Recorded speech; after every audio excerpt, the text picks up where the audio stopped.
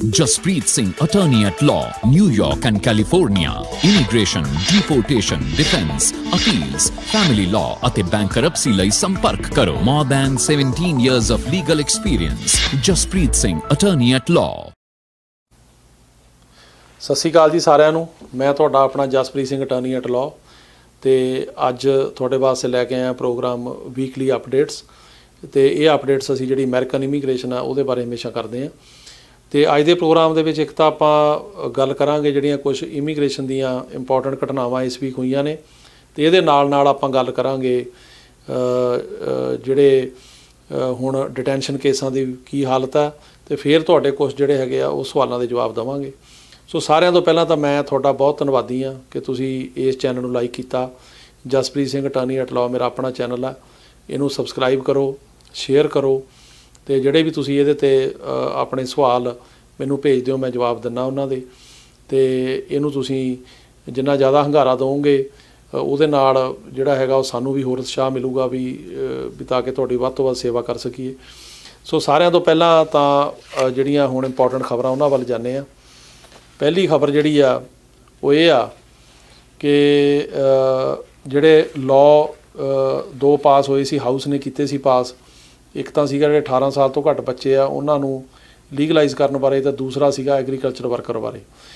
ਇਹ ਤੁਹਾਨੂੰ ਯਾਦ ਹੋਊਗਾ ਕਿ ਜਦੋਂ ਪ੍ਰੈਜ਼ੀਡੈਂਟ ਬਣੇ ਸੀ ਬਾਈਡਨ ਤੇ ਇਹਨਾਂ ਨੇ ਇੱਕ ਇਹ ਕਿਹਾ ਸੀ ਹਾਊਸ ਤੇ ਸੈਨੇਟ ਨੂੰ ਵੀ ਬਿੱਲ ਬਣਾਓ ਤੇ ਉਹ ਬਿੱਲ ਪੇਸ਼ ਹੋਇਆ ਸੀ ਜਿਹਦਾ ਨਾਂ ਸੀਗਾ ਕਿ ਸਿਟੀਜ਼ਨਸ਼ਿਪ ਐਕਟ ਆਫ 2021। ਉਹਦੇ 3 ਮੇਨ ਹਿੱਸੇ ਸੀ। ਇੱਕ ਤਾਂ ਇਹ ਸੀ ਵੀ ਜਿਹੜੇ ਅਨਡਾਕੂਮੈਂਟਡ ਬੰਦੇ ਆ ਜਨਵਰੀ 2021 ਤੋਂ ਪਹਿਲਾਂ ਇਹਨਾਂ ਨੂੰ ਪੱਕੇ ਕਰਨਾ। ਦੂਜਾ ਸੀ ਜਿਹੜੇ 18 ਸਾਲ ਤੋਂ ਘੱਟ ਬੱਚੇ ਆ ਉਹਨਾਂ ਨੂੰ ਕਰਨਾ। ਤੀਜਾ ਸੀ ਐਗਰੀਕਲਚਰ ਵਰਕਰ। ਉਹ ਜਿਹੜਾ ਉਹਦਾ ਉਹ ਕੰਪੋਨੈਂਟ ਹੈਗਾ ਵੀ ਸਾਰਿਆਂ ਨੂੰ ਪੱਕੇ ਕਰਨਾ ਜਿਹੜੇ ਜਨਵਰੀ 2021 ਤੋਂ ਪਹਿਲਾਂ ਆਏ ਆ, ਉਹ 'ਤੇ ਕੋਈ ਸਹਿਮਤੀ ਨਹੀਂ ਬਣ ਸਕੀ ਲੀਡਰਾਂ ਦੀ, ਇਸ ਕਰਕੇ ਉਹ ਜਿਹੜੀ ਗੱਲ ਕਿਸੇ ਪਾਸੇ ਅੱਗੇ ਨਹੀਂ ਤੁਰੀ। ਪਰ ਜਿਹੜੇ ਉਹਦੇ 2 ਹੋਰ ਹਿੱਸੇ ਨੇ, ਇੱਕ 18 ਸਾਲ ਤੋਂ ਘੱਟ ਬੱਚਿਆਂ ਵਾਲਾ ਤੇ ਇੱਕ ਜਿਹੜਾ ਐਗਰੀਕਲਚਰ ਜਿਹੜੇ ਹੈਗੇ ਆ ਆਪਣੇ ਵਰਕਰ ਵਾਲਾ, ਉਹ ਅੱਗੇ ਤੁਰਿਆ। ਤੇ ਉਹਦੇ ਨਾਲ ਕੀ ਹੋਇਆ ਵੀ ਉਹ ਹੁਣ ਹਾਊਸ ਨੇ ਪਾਸ ਕਰਕੇ ਸੈਨੇਟ 'ਚ ਭੇਜਤਾ ਸੀਗਾ। ਹੁਣ ਸੈਨੇਟ ਜਿਹੜੀ ਆ ਉਹਦੇ ਵਿੱਚ ਇਹਦੇ ਬਾਰੇ ਲੀਡਰਾਂ ਦੀ ਮੀਟਿੰਗ ਹੋਈ ਸੀ ਤੇ ਉਹ ਹੁਣ ਜਿਹੜੀ ਸੈਨੇਟ ਦੀ ਲੀਡਰਸ਼ਿਪ ਨੇ ਇਹ ਡਿਸਾਈਡ ਕੀਤਾ ਕਿ April ਦੇ ਵਿੱਚ ਇਹਨੂੰ ਅਸੀਂ ਟੇਕ ਓਵਰ ਕਰਾਂਗੇ। ਹੁਣ ਜਦੋਂ ਰੀਸੈਸ ਤੋਂ ਸੈਨੇਟ ਵਾਪਸ ਆਏਗੀ ਤਾਂ ਇਹ ਬਿੱਲ ਜਿਹੜੇ ਸੈਨੇਟ ਟੇਕ ਓਵਰ ਕਰੇਗੀ ਤੇ ਇਹਨਾਂ 'ਤੇ ਜਿਹੜਾ ਅਗਲੀ ਬਹਿਸ ਹੋਏਗੀ ਜਾਂ ਅਮੈਂਡਮੈਂਟਸ ਹੋਣਗੀਆਂ, ਜਾਂ ਜੇ ਤਾਂ ਇਹਨਾਂ ਨੂੰ ਇਸੇ ਰੂਪ ਦੇ ਵਿੱਚ ਸੈਨੇਟ ਪਾਸ ਕਰ ਦਿੰਦੀ ਆ ਫਿਰ ਇਹ ਪ੍ਰੈਜ਼ੀਡੈਂਟ ਕੋਲ ਜਾਣਗੇ ਸਾਈਨ ਹੋਣ ਲਈ। ਜੇ ਨਹੀਂ ਪਾਸ ਕਰਦੀ ਤਾਂ ਇਹਨਾਂ ਦੇ ਵਿੱਚ ਕੁਛ ਅਮੈਂਡਮੈਂਟ ਕਰ ਦਿੰਦੀ ਆ ਜਾਂ ਚੇਂਜ ਕਰ ਦਿੰਦੀ ਆ ਤਾਂ ਫਿਰ ਉਹ ਦੁਬਾਰਾ ਹਾਊਸ ਕੋਲ ਜਾਏਗਾ ਤੇ ਹਾਊਸ ਜੇ ਉਹਨਾਂ ਅਮੈਂਡਮੈਂਟ ਜਾਂ ਚੇਂਜਸ ਨੂੰ ਐਕਸੈਪਟ ਕਰ ਲੈਂਦਾ ਤਾਂ ਫਿਰ ਪ੍ਰੈਜ਼ੀਡੈਂਟ ਕੋਲ ਜਾਏਗਾ। ਸੋ ਇਸ ਤਰ੍ਹਾਂ ਇਹ ਪ੍ਰੋਸੈਸ ਹੈ। ਪਰ ਚੰਗੀ ਗੱਲ ਹੈ ਵੀ ਇਹਨੂੰ ਸੈਨੇਟ ਨੇ ਅੱਗੇ ਤੋਰਿਆ। ਸੋ ਇਹ ਬਹੁਤ ਹੀ ਇੱਕ ਵਧੀਆ ਕਦਮ ਹੈ। ਤੇ ਇਹਦੇ ਨਾਲ ਜਿਹੜਾ ਅਗਲਾ ਹੈਗਾ ਉਹ ਇਹ ਆ ਕਿ ਜਿਹੜੀ ਪਿਛਲੀ ਸਰਕਾਰ ਸੀ ਉਹਨੇ ਕਾਫੀ ਸਖਤੀਆਂ ਕੀਤੀਆਂ ਸੀ ਤੇ ਉਹਨਾਂ 'ਚ ਇੱਕ ਸਖਤੀ ਇਹ ਸੀ ਕਿ ਜੇ ਕੋਈ ਬੰਦਾ ਅਸਾਈਲਮ ਐਪਲੀਕੇਸ਼ਨ ਜਾਂ ਹੋਰ ਐਪਲੀਕੇਸ਼ਨਾਂ ਜਿਵੇਂ ਵਰਕ ਆਥੋਰਾਈਜੇਸ਼ਨ ਦੀ ਜਾਂ ਹੋਰ ਕੋਈ ਜਗ੍ਹਾ ਖਾਲੀ ਛੱਡ ਕੇ ਖਾਨਾ ਭਰਨ ਦੇ ਸੀ, ਬਲੈਂਕ ਸਪੇਸਿਸ ਛੱਡ ਦਿੰਦੇ ਸੀ ਤਾਂ ਉਹ ਐਪਲੀਕੇਸ਼ਨ ਨੂੰ ਰਿਜੈਕਟ ਕਰਨ ਦੀ ਸਰਕਾਰ ਤੇ ਉਹ ਵਾਪਸ ਆ ਜਾਂਦੇ ਸੀ 1.5-2 ਮਹੀਨੇ ਬਾਅਦ। ਉਹ ਵਾਪਸ ਆਉਣ ਦਾ ਨੁਕਸਾਨ ਇਹ ਹੁੰਦਾ ਸੀ ਐਪਲੀਕੇਸ਼ਨ ਦਾ ਵੀ ਜੇ ਕਿਸੇ ਦਾ ਸਾਲ ਲੰਘਣ ਵਾਲਾ ਉਹ ਸਾਲ ਲੰਘ ਜਾਂਦਾ ਸੀ। ਇਹ ਹੁਣ 1 ਅਪ੍ਰੈਲ ਨੂੰ ਜਿਹੜੀ USCIS ਨੇ ਇੱਕ ਆਪਣੀ ਜਿਹੜੀ ਹੈਗੀ ਆ ਉਹ ਨਵੀਂ ਐਡਵਾਈਜ਼ਰੀ ਭੇਜੀ ਆ ਕਿ ਜੇ ਕਿਸੇ ਦੀਆਂ ਕੋਈ ਬਲੈਂਕ ਸਪੇਸ ਰਹਿ ਜਾਣਗੀਆਂ ਜਾਂ ਖਾਨੇ ਖਾਲੀ ਰਹਿ ਜਾਣੇ ਕਿਸੇ ਐਪਲੀਕੇਸ਼ਨ 'ਚ, ਖਾਸ ਕਰਕੇ ਅਸਾਈਲਮ ਐਪਲੀਕੇਸ਼ਨਾਂ 'ਚ, ਤਾਂ ਇਹਨੂੰ ਉਹ ਵਾਪਸ ਨਹੀਂ ਕਰਨਗੇ, ਉਹਨਾਂ ਨੂੰ ਰਿਜੈਕਟ ਨਹੀਂ ਕਰਨਗੇ ਤੇ ਉਹ ਐਪਲੀਕੇਸ਼ਨ ਐਕਸੈਪਟ ਕਰਨਗੇ। ਬੜੀ ਚੰਗੀ ਗੱਲ ਆ। ਪਰ ਫਿਰ ਵੀ ਅਸੀਂ ਸਾਰਿਆਂ ਨੂੰ ਇਹੀ ਕਹਾਂਗੇ ਵੀ ਜਿਹੜੀ ਵੀ ਐਪਲੀਕੇਸ਼ਨ ਖਾਸ ਕਰਕੇ ਅਸਾਈਲਮ ਐਪਲੀਕੇਸ਼ਨ ਆ ਇਹਦੇ ਵਿੱਚ ਖਾਨੇ ਖਾਲੀ ਨਾ ਛੱਡੋ, ਇਹਦੇ ਵਿੱਚ ਗਲਤੀਆਂ ਨਾ ਕਰੋ। ਇਹ ਬਹੁਤ ਹੀ ਇੰਪੋਰਟੈਂਟ ਐਪਲੀਕੇਸ਼ਨ ਆ, ਇਹਨੂੰ ਬੜੇ ਧਿਆਨ ਨਾਲ ਭਰਨਾ ਚਾਹੀਦਾ ਜਾਂ ਕੋਈ ਬਹੁਤ ਹੀ ਐਕਸਪੀਰੀਅੰਸਡ ਬੰਦਾ ਭਰੇ ਕਿਉਂਕਿ ਇਹ 'ਤੇ ਤੁਹਾਡੀ ਇੰਟਰਵਿਊ ਹੋਣੀ ਆ, ਇਹ 'ਤੇ ਕੇਸ ਅੱਗੇ ਚੱਲਣਾ ਤੇ ਇਹੀ ਨਹੀਂ ਆ ਜਿਹਦੇ ਉੱਤੇ ਕਿ ਤੁਹਾਡਾ ਕੇਸ ਜਿਹੜਾ ਹੈਗਾ ਉਹ ਅੱਗੇ ਮਤਲਬ ਪਾਸ ਹੋਣਾ। ਸੋ ਇਸ ਕਰਕੇ ਇਹਨੂੰ ਬਹੁਤ ਧਿਆਨ ਨਾਲ ਜਿਹੜਾ ਭਰਨਾ ਚਾਹੀਦਾ। ਪਰ ਇਮੀਗ੍ਰੇਸ਼ਨ ਨੇ ਇਹ ਦੇਖਿਆ ਹੁਣ ਇਹ ਸਰਕਾਰ ਨੇ ਕਿ ਕਈ ਬੰਦੇ ਜਿਹੜੇ ਭਰਨ ਵਾਲੇ ਉਹ ਇੰਨੇ ਜਿਹੜੇ ਹੈਗੇ ਸਫਿਸਟੀਕੇਟਡ ਨਹੀਂ ਹੁੰਦੇ, ਲਾ ਨੋਇੰਗ ਨਹੀਂ ਹੁੰਦੇ, ਪੜ੍ਹੇ ਲਿਖੇ ਨਹੀਂ ਹੁੰਦੇ ਤੇ ਇਸ ਕਰਕੇ ਗਲਤੀਆਂ ਕਰਦੇ ਨੇ ਤਾਂ ਉਹਨਾਂ ਨੂੰ ਹਰਜਾਨਾ ਨਾ ਭੁਗਤਣਾ ਪਵੇ। ਸੋ ਹੁਣ ਵਾਪਸ ਨਹੀਂ ਆਉਣਗੀਆਂ, ਇਹ ਇੱਕ ਚੰਗੀ ਖਬਰ ਆ। ਇਹਦੇ ਨਾਲ ਜਿਹੜੀ ਹੋਰ ਇੱਕ ਵੱਡੀ ਖਬਰ ਆ ਉਹ ਇਹ ਆ ਕਿ ਉਹ ਹੈਗੀ ਡਰੰਕ ਡਰਾਈਵਿੰਗ ਬਾਰੇ। ਹੁਣ ਤੁਹਾਨੂੰ ਪਤਾ ਹੀ ਆ ਵੀ ਕਈ ਲੋਕ ਜਿਹੜੇ ਆ ਉਹ ਸ਼ਰਾਬ ਪੀ ਕੇ ਗੱਡੀ ਚਲਾਉਂਦੇ ਆ जो कि बड़ी माड़ी गल आ। ਉਹਦੇ ਨਾਲ ਉਹਨਾਂ ਦੀ ਆਪਣੀ ਜਾਨ ਨੂੰ ਵੀ ਖਤਰਾ ਤੇ ਕਿਸੇ ਹੋਰ ਦੀ ਜਾਨ ਨੂੰ ਵੀ ਖਤਰਾ। ਉਹਦੇ ਬਾਰੇ ਡਿਸੀਜਨ ਆਇਆ, ਇਹ ਹੈਗਾ ਮੈਟਰ ਆਫ ਮਾਰਗਰੇਟ ਤੇ ਡਿਸੀਜਨ ਹੈਗਾ ਮਾਰਚ 31 2021 ਦਾ ਬੋਰਡ ਆਫ ਇਮੀਗ੍ਰੇਸ਼ਨ ਅਪੀਲ ਦਾ, ਜਿਹੜੀ ਇਮੀਗ੍ਰੇਸ਼ਨ ਦੀ ਅਪੀਲ ਕੋਰਟ ਆ ਉਹਦਾ ਡਿਸੀਜਨ ਆਏ। ਤੇ ਉਹਨਾਂ ਨੇ ਇਹ 'ਚ ਲਿਖਿਆ the offence of aggravated unlicensed operation of a motor vehicle in the first degree in violation of section 5113A1 of New York Vehicle and Traffic Law, which prohibits a person from driving under the influence of alcohol or drugs while knowing or having reason to know that his or her license is suspended, is categorically a crime involving moral turpitude. So basically उन्होंने कहा कि जे कोई बंदा शराब P के गड्डी चलाਉਂਦਾ ਤੇ ਨਾਲ ਉਹਦਾ ਲਾਇਸੈਂਸ ਜਿਹੜਾ ਉਹ ਵੀ ਸਸਪੈਂਡਡ ਆ, ਇਹਨੂੰ ਬੜਾ ਸੀਰੀਅਸ ਕ੍ਰਾਈਮ ਗਿਣਨਾ ਚਾਹੀਦਾ। ਇਹ ਕ੍ਰਾਈਮ ਆਫ ਮੋਰਲ ਟਰਪੀਟਿਊਡ ਗਿਣਿਆ ਜਾਏਗਾ। ਕ੍ਰਾਈਮ ਆਫ ਮੋਰਲ ਟਰਪੀਟਿਊਡ ਉਹ ਕ੍ਰਾਈਮ ਹੁੰਦੇ ਨੇ ਜਿਨ੍ਹਾਂ 'ਤੇ ਕਿ ਗ੍ਰੀਨ ਕਾਰਡ ਮਿਲਣ 'ਤੇ ਜਾਂ ਜਿਹੜੀ ਸਿਟੀਜ਼ਨਸ਼ਿਪ ਲੈਣ ਲਈ ਅਸਰ ਪੈਂਦਾ। ਉਹ ਕ੍ਰਾਈਮ ਨੇ ਜਿਸ ਤਰ੍ਹਾਂ ਕਿ ਅਟੈਂਪਟ ਟੂ ਮਰਡਰ ਹੋ ਗਿਆ, ਰੋਬਰੀ ਹੋ ਗਈ, ਰੇਪ ਹੋ ਗਿਆ, ਜਾਂ ਜਿਹੜੇ ਹੈਗੇ ਆ ਮਾਈਨਰ ਬੱਚਿਆਂ ਦੇ ਨਾਲ ਸੈਕਸ਼ੂਅਲ ਅਫੈਂਸਿਸ ਹੋ ਗਏ, ਇਸ ਕਿਸਮ ਦੇ ਅਫੈਂਸ। ਤੇ ਜਿਹੜੇ ਇਸ ਕਿਸਮ ਦੇ ਅਫੈਂਸ ਕਰਦੇ ਆ ਉਹਨਾਂ ਨੂੰ ਗ੍ਰੀਨ ਕਾਰਡ ਲੈਣ 'ਚ ਪ੍ਰੋਬਲਮ ਆਉਂਦੀ ਆ। ਜੇ ਗ੍ਰੀਨ ਕਾਰਡ ਹੈਗਾ ਉਹਨਾਂ ਕੋਲੇ ਤਾਂ ਗਾਹਾਂ ਸਿਟੀਜ਼ਨ ਬਣਨ 'ਚ ਪ੍ਰੋਬਲਮ ਆਉਂਦੀ ਆ। ਸੋ ਇਹਨਾਂ ਨੇ ਹੁਣ ਕੋਰਟ ਨੇ ਜਿਹੜਾ ਸ਼ਰਾਬ ਪੀ ਕੇ ਗੱਡੀ ਚਲਾਉਣੀ ਆ ਤੇ ਨਾਲ ਦੀ ਨਾਲ ਤੁਹਾਡਾ ਜਿਹੜਾ ਲਾਇਸੈਂਸ ਵੀ ਸਸਪੈਂਡਡ ਆ, ਜਿਹੜਾ ਇਸ ਕਿਸਮ ਦਾ ਬਿਹੇਵੀਅਰ ਆ, ਇਹਨੂੰ ਕਿਹਾ ਕਿ ਇਹ it's a crime involving moral turpitude. ਉਹ 'ਚ ਗਿਣਿਆ ਜਾਣਾ ਚਾਹੀਦਾ ਵੀ ਇਹਨਾਂ ਨੂੰ ਉਹਨਾਂ ਜਿਹੜਾ ਕ੍ਰਾਈਮ ਦੀ ਸ਼੍ਰੇਣੀ 'ਚ ਰੱਖੋ ਜੋ ਕਿ ਬੜੇ ਸੀਰੀਅਸ ਨੇ ਅਤੇ ਜਿਨ੍ਹਾਂ ਦਾ ਸੰਬੰਧ ਬੰਦੇ ਦੇ ਜਿਹੜੇ ਹੈਗੇ ਮੋਰਲ ਦੇ ਨਾਲ ਆ। ਅਤੇ ਇਹਨਾਂ ਕ੍ਰਾਈਮਸ ਨੂੰ ਇਮੀਗ੍ਰੇਸ਼ਨ ਦੇ ਵਿੱਚ ਬਹੁਤ ਜ਼ਿਆਦਾ ਜਿਹੜਾ ਹੈਗਾ ਉਹ ਸੀਰੀਅਸ ਗਿਣਿਆ ਜਾਂਦਾ ਅਤੇ ਇਹਦੇ ਕੌਨਸੀਕੁਐਂਸਿਸ ਹੁੰਦੇ ਆ। ਅਤੇ ਇਸ ਕਰਕੇ ਹੁਣ ਸਾਰਿਆਂ ਨੂੰ ਇਹੀ ਬੇਨਤੀ ਆ ਕਿ ਕਦੇ ਵੀ ਸ਼ਰਾਬ ਪੀ ਕੇ ਗੱਡੀ ਨਾ ਚਲਾਓ, ਕਿਉਂਕਿ ਇਹਦੇ ਨਾਲ ਤੁਹਾਡੀ ਜਾਨ ਨੂੰ ਵੀ ਖਤਰਾ, ਕਿਸੇ ਹੋਰ ਦੀ ਜਾਨ ਨੂੰ ਵੀ ਖਤਰਾ। ਲਾ ਦੀ ਵਾਇਲੇਸ਼ਨ ਤਾਂ ਇਹ ਹੈ ਹੀ, ਪਰ ਉਹਦੇ ਨਾਲ ਜੇ ਤੁਹਾਡੇ ਕੋਲ ਗ੍ਰੀਨ ਕਾਰਡ ਨਹੀਂ ਆ ਜਾਂ ਤੁਸੀਂ ਅਜੇ ਸਿਟੀਜ਼ਨ ਨਹੀਂ ਬਣੇ, ਗ੍ਰੀਨ ਕਾਰਡ ਹੋਲਡਰ ਹੋ, ਤਾਂ ਤੁਹਾਨੂੰ ਗ੍ਰੀਨ ਕਾਰਡ ਲੈਣ 'ਚ ਅਤੇ ਸਿਟੀਜ਼ਨ ਬਣਨ ਦੇ ਵਿੱਚ ਬਹੁਤ ਪਰੇਸ਼ਾਨੀ ਆਏਗੀ ਜੇ ਤੁਸੀਂ ਇਸ ਕਿਸਮ ਦਾ ਕੰਡਕਟ ਕਰੋਗੇ। ਅਤੇ ਹੁਣ ਆਪਾਂ ਜੀ ਇਸ ਤੋਂ ਬਾਅਦ ਗੱਲ ਕਰਦੇ ਹਾਂ ਜਿਹੜਾ ਇਸ ਅਪ੍ਰੈਲ ਦਾ ਵੀਜ਼ਾ ਬੁਲੇਟਿਨ ਆ। ਤੁਹਾਨੂੰ ਪਤਾ ਹੀ ਆ ਕਿ ਹਰ ਮਹੀਨੇ ਜਿਹੜਾ ਵੀਜ਼ਾ ਬੁਲੇਟਿਨ ਜਾਰੀ ਹੁੰਦਾ, ਜਿਹਦੇ ਵਿੱਚ ਕਿ ਦੱਸਿਆ ਜਾਂਦਾ ਵੀ ਕਿਹੜੀ ਜਿਹੜੀ ਫੈਮਿਲੀ ਇਮੀਗ੍ਰੇਸ਼ਨ ਦੀ ਮਤਲਬ ਕੈਟੇਗਰੀ ਆ ਉਹ ਕਿੰਨੀ ਕੁ ਅੱਗੇ ਤੁਰੀ ਆ। ਅਤੇ ਇਹਦੇ ਵਿੱਚ ਜਿਹੜੀਆਂ ਮੇਨ ਕੈਟੇਗਰੀਆਂ ਨੇ ਉਹ ਹੁੰਦੀਆਂ ਨੇ F1 ਕੈਟੇਗਰੀ, ਜਿਹੜੀ ਕਿ ਹੈਗੀ ਆ unmarried sons and daughters of US citizens.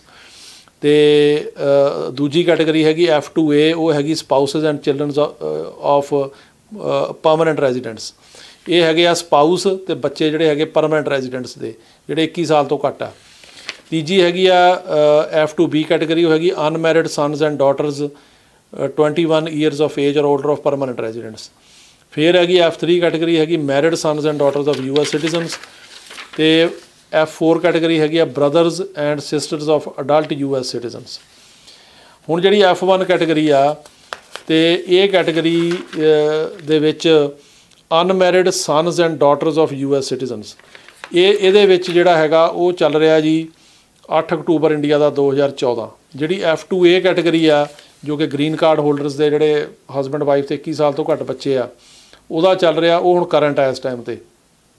ਇਹ ਬਹੁਤ ਚੰਗੀ ਗੱਲ ਹੈ ਕਿ ਇਸ ਐਡਮਿਨਿਸਟ੍ਰੇਸ਼ਨ ਨੇ ਕਿਹਾ ਸੀ ਕਿ ਅਸੀਂ ਜਿਹੜੇ ਗ੍ਰੀਨ ਕਾਰਡ ਹੋਲਡਰ ਦੇ ਹਸਬੈਂਡ ਵਾਈਫ ਤੇ ਬੱਚੇ ਆ ਉਹਨਾਂ ਨੂੰ ਜਿਹੜਾ ਜ਼ਿਆਦਾ ਦੇਰ ਵੇਟ ਨਹੀਂ ਕਰਨ ਦੇਵਾਂਗੇ, ਅਤੇ ਉਹਨਾਂ ਦਾ ਜਿਹੜਾ ਵੀਜ਼ਾ ਪ੍ਰੋਸੈਸਿੰਗ ਕਰੰਟ ਹੋਣੀ ਚਾਹੀਦੀ ਆ, ਕਿਉਂਕਿ ਕਿਸੇ ਟਾਈਮ ਇਸ ਕੈਟੇਗਰੀ ਦੇ ਵਿੱਚ 2 ਸਾਲ 3 ਸਾਲ 4 ਸਾਲ ਵੀ ਲੱਗਦੇ ਰਹੇ ਆ, ਪਰ ਹੁਣ ਇਹ ਕਰੰਟ ਆ। ਤੀਜੀ ਹੈਗੀ F2B ਕੈਟੇਗਰੀ, ਜੋ ਕਿ ਜਿਹੜੇ ਗ੍ਰੀਨ ਕਾਰਡ ਹੋਲਡਰ ਨੇ ਉਹਨਾਂ ਦੇ 21 ਸਾਲ ਤੋਂ ਉੱਪਰ ਅਨਮੈਰਿਡ ਬੱਚੇ ਨੇ। ਜਿਹੜਾ ਗ੍ਰੀਨ ਕਾਰਡ ਹੋਲਡਰ ਆ ਉਹ ਸਿਰਫ ਅਨਮੈਰਿਡ ਬੱਚੇ ਦਾ ਅਪਲਾਈ ਕਰ ਸਕਦਾ ਅਤੇ ਮੈਰਿਡ ਬੱਚੇ ਦਾ ਨਹੀਂ ਕਰ ਸਕਦਾ।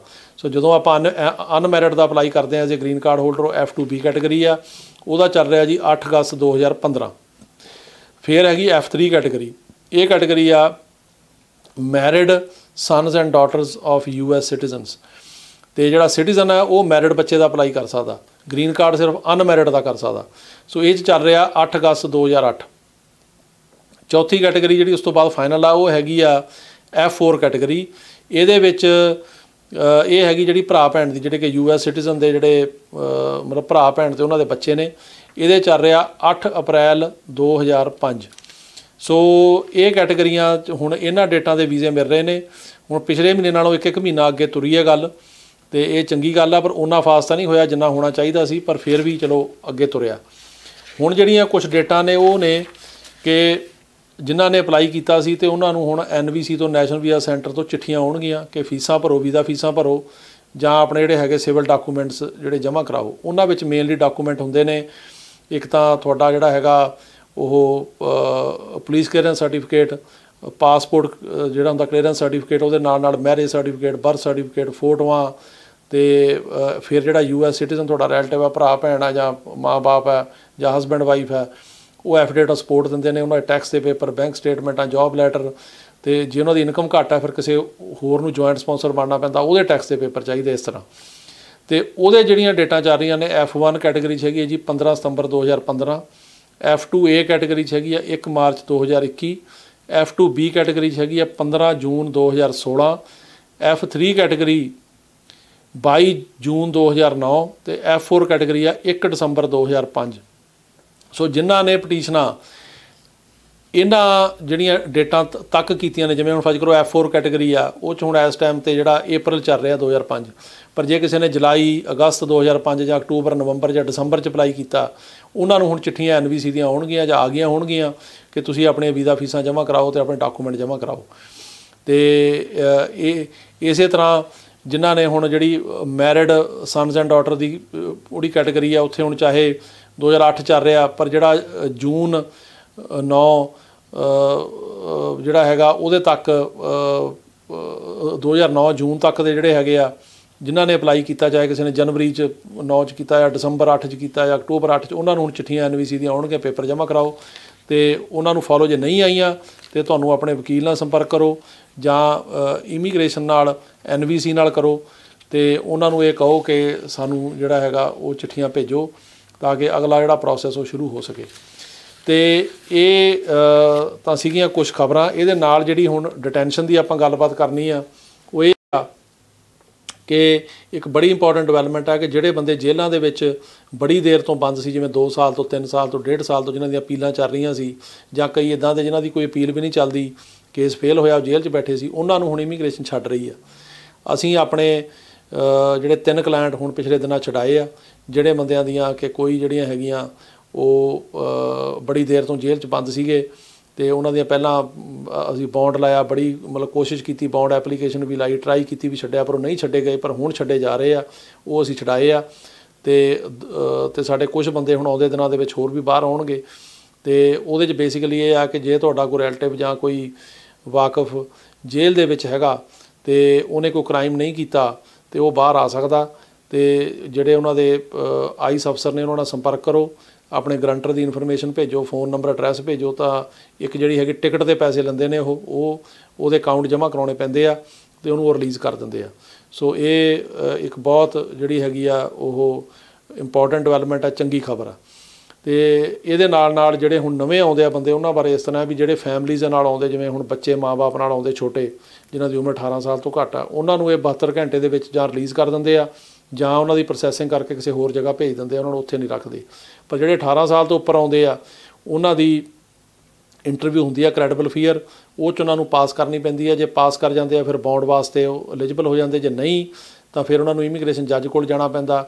ਜੇ ਉੱਥੇ ਵੀ ਪਾਸ ਨਹੀਂ ਹੁੰਦੇ ਫਿਰ ਡੈਪੂਟੇਸ਼ਨ ਲੱਗ ਜਾਂਦੀ ਹੈ, ਜੇ ਉੱਥੇ ਪਾਸ ਹੋ ਜਾਂਦੇ ਫਿਰ ਬੌਂਡ ਦੇ ਰਾਹ ਤੁਰ ਪੈਂਦੇ। ਸੋ ਇਹ ਉਹਨਾਂ ਵਾਸਤੇ ਪ੍ਰੋਸੈਸ ਆ, ਉਹਨਾਂ ਲਈ ਸਖਤੀ ਹੈਗੀ ਆ ਤੇ ਜਿਹੜੇ ਦੂਜੇ ਆ ਉਹਨਾਂ ਵਾਸਤੇ ਸਖਤੀ ਘੱਟ ਆ।